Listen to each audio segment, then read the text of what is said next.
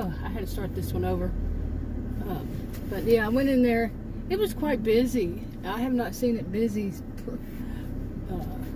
since, I guess, before 2020. That kind of levels. It's been like that today. Most places, except when we first started off today. Adam, he's not with me now, but we went to get some Taco Tuesday tacos at Dairy Queen, and I don't know what you're doing. You were sitting there for an awful long time. But anyway, it wasn't busy, but it was in the suburb north of here. And all of a sudden it got real busy. I don't know what it is today. It was like 11:30 then or something, around then, 11:30 a.m. Of course. But it's kind of warm. It's 96 degrees outside. And get it, September 20th. September 20th, 2022. And it is freaking 96 degrees here in north central Texas, just north of Dallas, suburb of Dallas. This is way too warm. Oh man.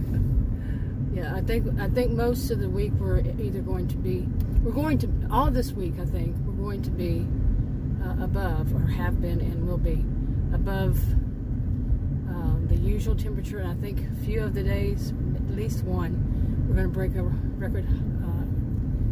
record high after this freaking long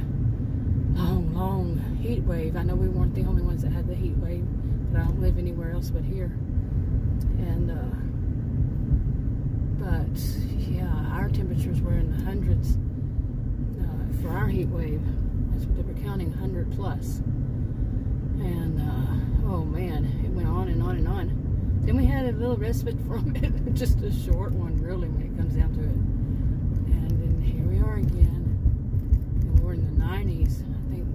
Well, actually, I misspoke. My SUV now is saying it's 100 degrees. Wow, well, that was definitely a record breaker. Yeah. It's been bad. It's been hot. It has been really, really hot.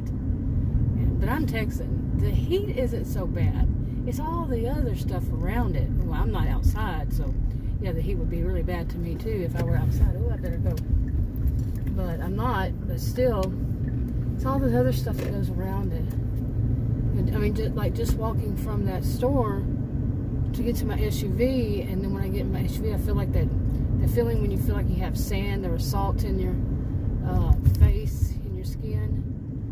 You know, I don't know if anybody else. Well, Adam does. He understands what I mean. That happens. Yeah. Oh boy, I better speed up a little bit.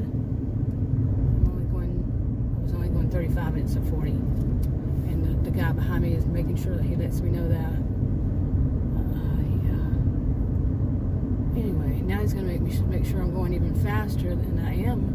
So I'm just going to slow it down to, where I want to go. The speed limit. I don't like that. I've noticed that, especially during this heat wave, a lot more people during the heat wave. And after that, a lot more people get on their tail. When he has 2 lanes, nobody's in them now. 2 lanes, but he's going to be on my tail. So, not happening. I'm going to speed up for you. That's how I feel about it. You're not going to be paying my ticket, are you? You know, really. These people that can't think. I'm serious. Pretty bad. Anyway, yeah, he's still going to right where there is a lane right there. Yes, there is a lane. And he finally figured out you can use it. Yeah. Oh, some people. Yep, they get on roads and they're going way past the speed limit. Way past the speed limit. Yeah. And they expect, some of them, they do seem to expect everybody to move out of their way or drive as fast as they want you to. Well, that doesn't happen, now does it? Some of us have brains. You didn't expect this kind of a rant, did you? Not always. Yeah, but things aren't all bad, but man, those who do stuff like that, they just stick out like a sore thumb, don't they? You know, like I just went shopping at that 99 cents only store. Haven't been there in a while. I don't know how long. And it was busier than usual. And you know, there are gonna be all these good people. Like they don't come and stand right next to you. I'm Texan, okay?